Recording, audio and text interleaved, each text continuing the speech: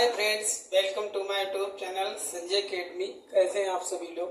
आज हम लोग सीटेट में बार बार पूछे जाने वाले जो कीवर्ड्स हैं इनके बारे में पढ़ने वाले हैं। देखिए, अगर आपको आते हैं तो बहुत अच्छी बात है, नहीं आते हैं तब इनको सीख लीजिए।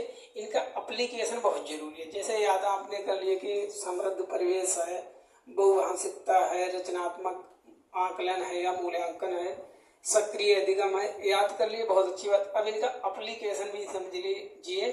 चाहे आपका सीडीपी हो या पेडागोजी किसी भी सब्जेक्ट की हो, ये कीवर्ड हमेशा पूछे जाते हैं। ये लिखे तो मैंने कम है, लेकिन जो इनकी एक्सप्लेनेशन है, जो एनालिसिस है, वो मोस्ट इम्पोर्टेंट है कि एक क्वेश्चन से हम कैसे 10 क्वेश्चन बना सकते हैं। तो चलिए अपनी क्लास को स्टार्ट करते हैं। वन बाई वन हम इन पर डिस्कस करने वाले हैं।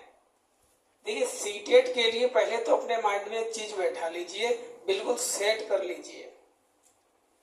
मैं एक मनोवैज्ञानिक का यहाँ पर नाम लिखने जा रहा हूं, जॉन लॉक।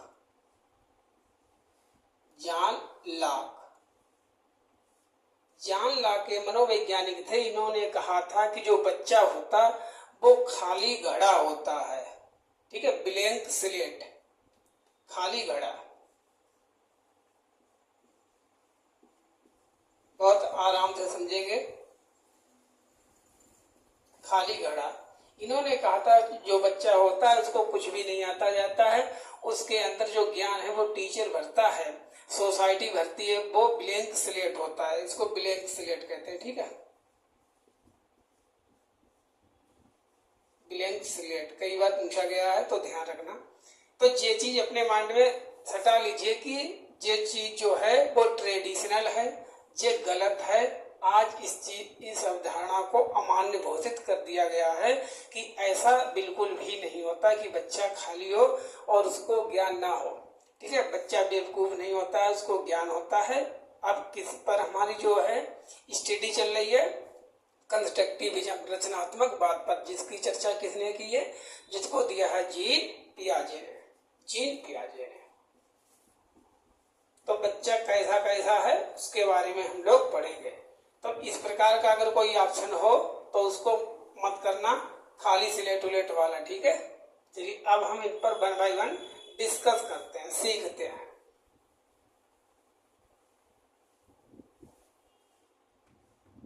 सबसे पहले है हमारा बाल केंद्रित। देखिए, बाल केंद्रित आपको कुछ भी मिल जाए, बाल केंद्रित टीएलएम मिल जाए, बाल केंद्रित शिक्षा मिल जाए, बाल केंद्रित कक्षा रूम मिल जाए, मतलब क्लासरूम हो, कुछ भी हो, अगर बाल केंद्रित है तो वो 100% सही होगा।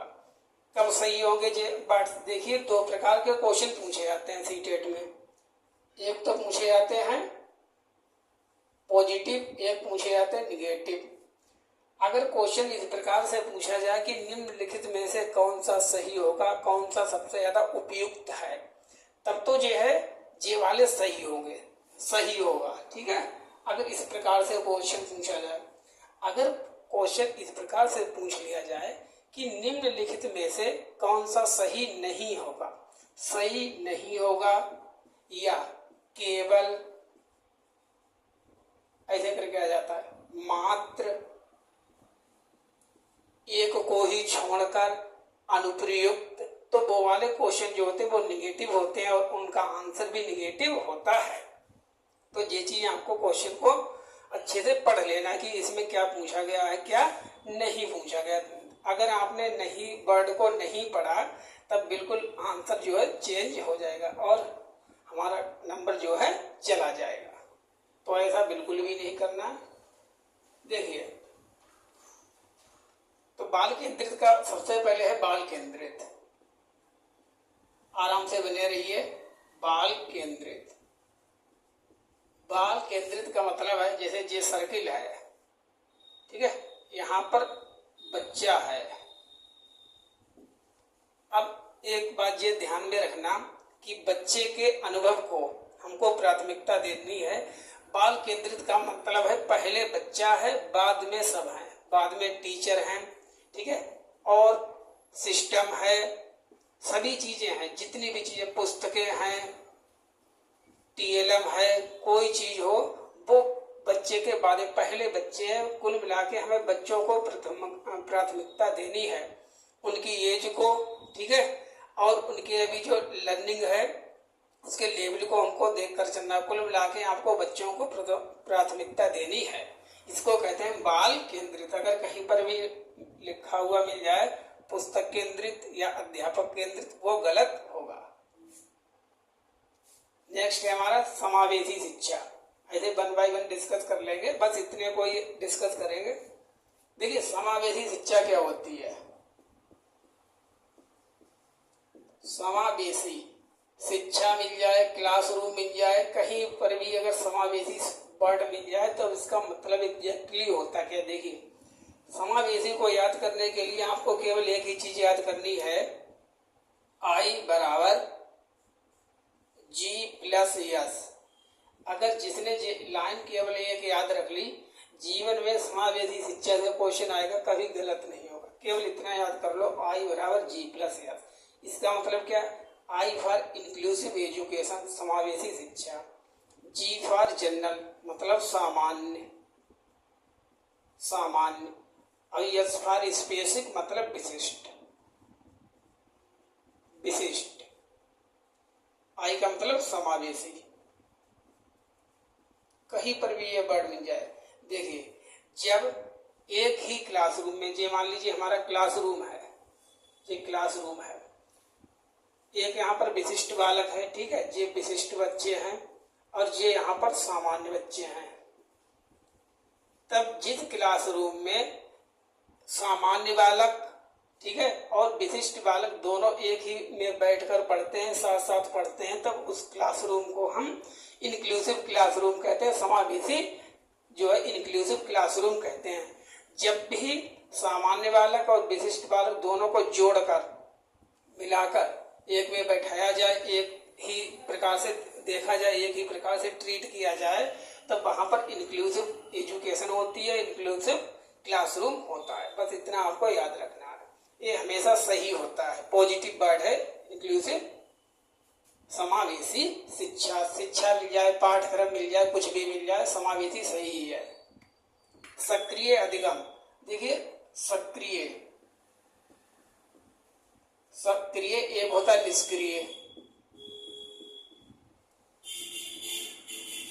सक्रिय को कहते हैं एक्टिव और निष्क्रिय को कहते हैं इनएक्टिव। जो सीखना है, जो अधिगम है, वो हमेशा सक्रिय होता है। सक्रिय का मतलब आप क्लासरूम में पढ़ाए जा रहे हैं, बड़े बड़े लेक्चर दिए जा रहे हैं, बच्चे सो रहे हैं, आपस में फाइट कर रहे हैं, ठीक है, एक दूसरे को कपड़े फाड़ रहे हैं, कुछ भी कर रहे हैं, एक्टिविटी कर रहे हैं, इर्रिस्पेक्टिव ऑफ एनी एक्टिविटी, और वो आपके टॉपिक में, ठीक है, आनंद नहीं ले रहे हैं, जुड़ नहीं पा रहे हैं आपसे, तब जो पढ़ाना है वो आपका निरर्थक है, ठीक है। इसको हम निष्क्रिय अधिगम कहते हैं। सक्रिय क्या होगा, सक्रिय वो होगा जब बच्चे आपकी बात को सुने, आपसे पढ़े, आपकी तरफ ध्यान दें और आपसे क्वेश्चन पुटअप करें कि इसका उत्तर क्या होगा, ये ऐसा क्यों है, क्या है, ठीक है।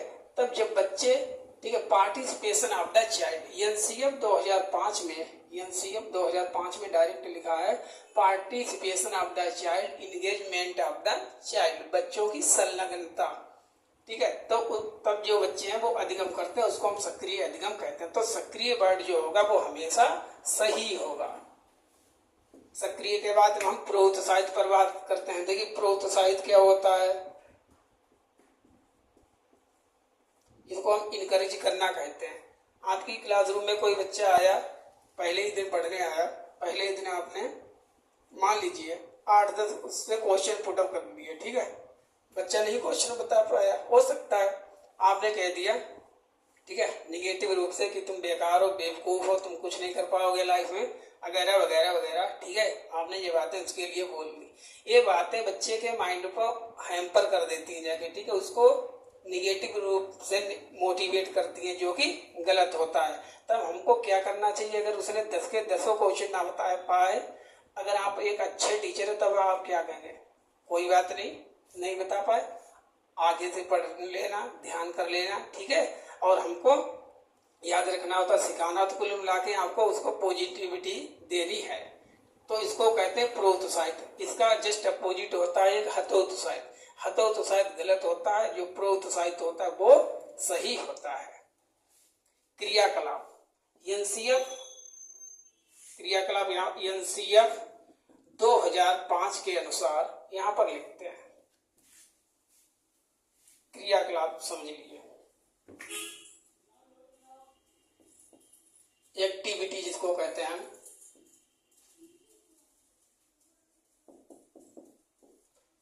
एनसीएफ 2005 के अनुसार जो क्रियाकलाप है, जो एक्टिविटी है, वो सीखने की क्या है, धड़कन है, वो जान है।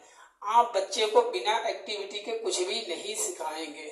एनसीएफ 2005 के अनुसार जो एक्टिविटी है, इसके द्वारा सीखा गया ज्ञान ज्यादा परमानेंट होता है और बच्चा अच्छी प्रकार से सीखता है। तो आपको क्रियाकलाप के माध्यम से बच्चों को सिखाना है। जहां पर क्रियाकलाप एक्टिविटी की सिखाने की बात की जा रही है, वो ऑप्शन हमारा सही होगा।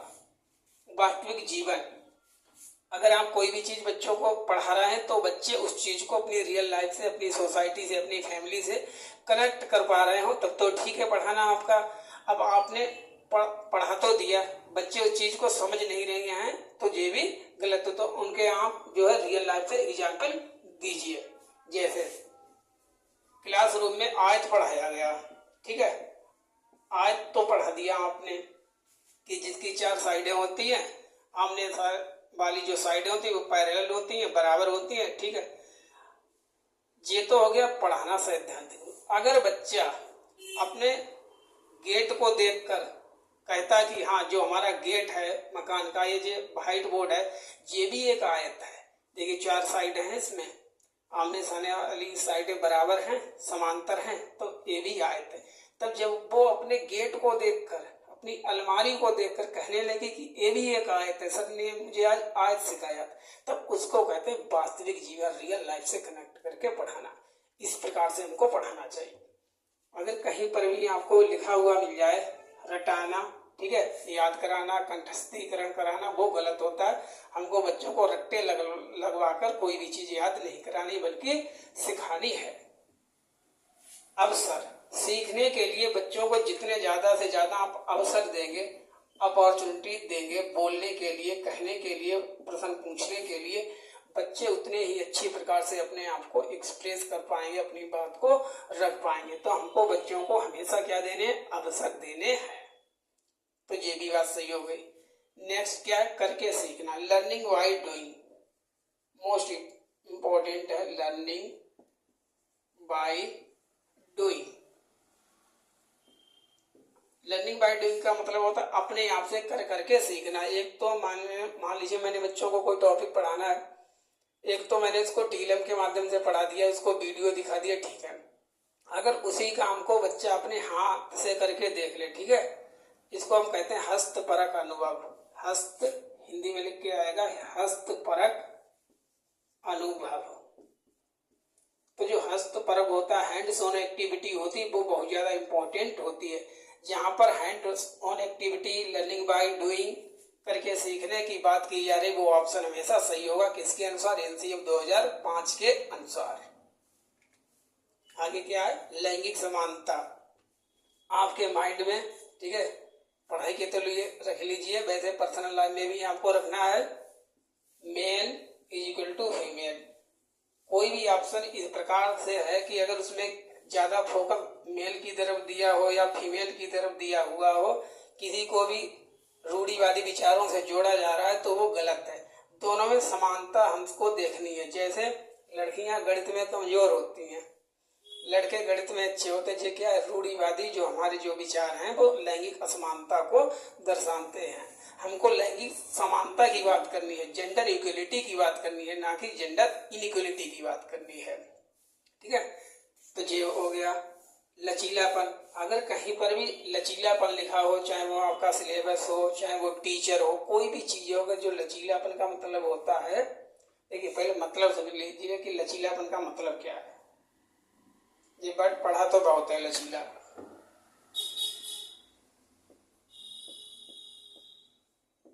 लचीलापन, इसको इंग्लिश में कहते हैं फ्लेक्सिबल, फ्लेक्सिबिलिटी या फ्लेक्सिबल। इसका मतलब है, जैसे मैं एक टीचर हूँ, मैं क्लासरूम में बच्चे को पढ़ा रहा हूँ, मेरे मेथड से बच्चे को समझ में नहीं आया, कोई बात नहीं, तब मुझे क्या करना चाहिए कि मुझे दूसरे मेथड को अप्लाई करना चाहिए, दूसरे डिफरेंट एक्टिविटी के माध्यम से समझाना चाहिए या टीएलएम का प्रयोग कर लेना चाहिए। अगर मेरे अंदर लचीलापन है तब तो मैं ये काम करूंगा। अगर मैं रिजिड हूँ, कठोर हूँ कि नहीं सीखना है तो उसी को भाड़ में जाओ तुम, मुझे कोई मतलब नहीं, तब आप कठोर हैं। आपको कठोर नहीं, आपको रिजिड नहीं बनना है, आपको लचीलापन है।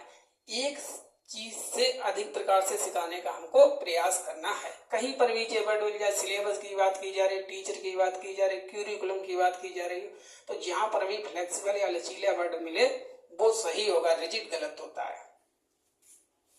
अब व्यक्तिगत विभिन्नता, इंडिविजुअल डिफरेंस, ये क्या है?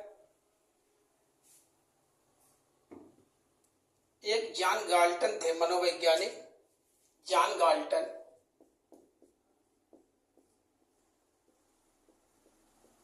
जॉन गाल्टन थे, उन्होंने 1869 में द हेरिडिटी ऑफ जेनेसिस, इनकी बुक है, नाम लिख लीजिए, heredity of genesis, heredity of genesis, ध्यान रखना, हेरिडिटी ऑफ जेनेसिस। इस पुस्तक में सबसे पहले व्यक्तिगत विभिन्नता, इंडिविजुअल डिफरेंस वर्ड का यूज किया था। किसने? जॉन गाल्टन ने। कब? 1869 में। इसका मतलब क्या होता? इसका मतलब ये होता है कि इस संसार में, जैसे मान लीजिए ये राम है, ये श्याम है, इस संसार में कोई भी दो बच्चे जो हैं, इस संसार में कोई भी दो बच्चे आपस में हमेशा कभी भी समान नहीं हो सकते हैं, समान नहीं हो सकते हैं। उनका फिजिकल डेवलपमेंट अलग हो सकता है, मेंटल डेवलपमेंट अलग हो सकता है, इथिकल डेवलपमेंट अलग हो सकता है, कोग्निटिव डेवलपमेंट अलग अलग हो सकता है, बिल्कुल आइडेंटिकल सेम नहीं हो सकते। जैसे 2 बराबर 2 हैं मैथ में होते हैं, ठीक है, ऐसे कभी भी ये बच्चे कभी भी दो समान नहीं हो सकते हैं। इसे ही हम कहते हैं व्यक्तिगत विभिन्नता। प्रत्येक बच्चा अलग अलग प्रकार से सीखता है, कोई स्लो लर्नर होता है, कोई फास्ट लर्नर होता है, कोई मीडियम होता है, कोई मंदबुद्धि होता है, कोई प्रतिभाशाली होता है। तो ये सब क्या है? सब व्यक्तिगत विभिन्नता है। टीएलएम क्या है? इसकी फुलफॉर्म है टीचिंग लर्निंग मटेरियल, शिक्षण सहायक सामग्री। हमें बच्चों को सिखाने में ज्यादा से ज्यादा शिक्षण सहायक सामग्री का प्रयोग करना चाहिए। रचनात्मक, देखिए जो एनईपी 2020 है, रचनात्मक मूल्यांकन है या आकलन कहिए, एनईपी 2020 के अनुसार 2 प्रकार के मूल्यांकन की बात की गई है, आकलन की बात की गई है, रचनात्मक और दूसरा हमारा समग्र आकलन। तो एनईपी ने रचनात्मक आकलन जो है इसको बढ़ावा देने की बात कहा है कि जो रचनात्मक आकलन होता है वो बिल्कुल सही होता है, इसको हमको बढ़ावा देना चाहिए बच्चों का। हमको रचनात्मक आकलन हमेशा करना है, ना कि समग्र आकलन, जिसको हम कहते हैं हम समेटिव असेसमेंट, और रचनात्मक को कहते हैं फॉर्मेटिव असेसमेंट। इसको शॉर्ट में एफए लिखते हैं, इसको एसए लिखते हैं। एफए का मतलब फॉर्मेटिव असेसमेंट और एसए का मतलब समेटिव असेसमेंट। जो रचनात्मक आकलन होता है वो क्लासरूम के दौरान किया जाता है, साथ ही साथ करते चलते हैं, जैसे यूनिट टेस्ट हो गए, ठीक है, हाफरली एग्जाम हो गया, हमारे क्लास टेस्ट हो गए, ये सभी इसमें आ जाते हैं। समग्र मूल्यांकन में क्या होता है? हमारी वार्षिक परीक्षाएं, एनुअल एग्जाम्स, बोर्ड परीक्षाएं, जो जिनका सत्रांत में मूल्यांकन किया जाता है। जैसे हमारा सीटेट का जो एग्जाम होने वाला है 7 जुलाई को, वो किस मूल्यांकन में आएगा? वो समग्र मूल्यांकन में आएगा, समग्र आकलन में आने वाला है। तो ये वर्ष के अंत में किया जाता है। अब लास्ट क्या बचा हमारा? बहुभाषिकता। देखिए हमारा जो देश है वो मल्टीकल्चरल है, वो मल्टीलिंगुअल है, प्लूरिस्टिक सोसाइटी है हमारी, तो इसमें बहुत सी भाषाएं हैं। आपको क्लासरूम में जो बहुभाषा है, बच्चों की अलग अलग भाषाएं हैं, इनको एक संसाधन के रूप में लेना, एक रिसोर्स के रूप में लेना है, किसी को बाधा नहीं समझना। जैसे ये मेरी क्लासरूम है, इसमें मान लीजिए 40 स्टूडेंट हैं, 5 स्टूडेंट ऐसे हैं कि जिनकी जो मातृभाषा है वो अलग है। जैसे मेरी मातृभाषा हिंदी है, 5 बच्चे ऐसे हैं, किसी की गुजराती है, मान लीजिए गुजराती है, तमिल है, मराठी है, या अलग अलग भाषा है। तब मुझे तो हिंदी आती है, इंग्लिश आती है, संस्कृत आती है, ना तो गुजराती आती है, ना तो तमिल आती है, ना तो मराठी है। तब मैं सीखने का प्रयास करूंगा, इनको सिखाने का प्रयास करूंगा। इनके ऊपर कोई भी फोर्स नहीं डालूंगा कि तुम मेरी क्लासरूम के लिए हर्डल्स हो, या मैं इनको अनदेखा नहीं करूंगा, इग्नोर नहीं करूंगा। बच्चे से कुछ भी नहीं करना, अपने आप में चेंज कीजिए, इनके लिए प्रोवाइड कराइए, लेकिन कैसे भी पढ़ाइए। तो हमको क्या है, हमको बहुभाषा को संसाधन के रूप में लेना है। समृद्ध परिवेश, प्रिंट रिच इन्वायरमेंट, ये क्या होता है? इसका मतलब होता है हमारे चारों ओर आसपास जितना भी सीखने का जो परिवेश होता है उसको हम कहते हैं समृद्ध परिवेश। जैसे जो मेरी क्लासरूम है, आपने देखा होगा क्लासरूम में बहुत से पोस्टर चिपके हुए होते हैं, ठीक है, या बच्चों के द्वारा कोई भी काम किया गया होता है, उसको रखा गया होता है। तो कुछ भी चीज है उसको कहते हैं समृद्ध परिवेश। जैसे आपने दीवारों पर बहुत प्रचार लिखे हुए देखे होंगे, वो भी एक समृद्ध परिवेश का ही काम करती है। दीवार हैं, ठीक है, और ये दुकान वगैरह होती हैं, होर्डिंग्स होती हैं, तो ये भी सभी चीजें कुल मिला के बच्चे के चारों तरफ, ये अगर बच्चा है इसके चारों तरफ जितना अच्छा भाषिक परिवेश होगा, इन्वायरमेंट होगा, इस बच्चे का भाषा विकास उतना ही अच्छा होगा। चलिए अपनी क्लास को यहीं पर कंप्लीट करते हैं। Thank you for joining us. ठीक है, सभी लोग तैयार कर लीजिए आराम से, सभी का सीटेट क्लियर होगा। Thank you.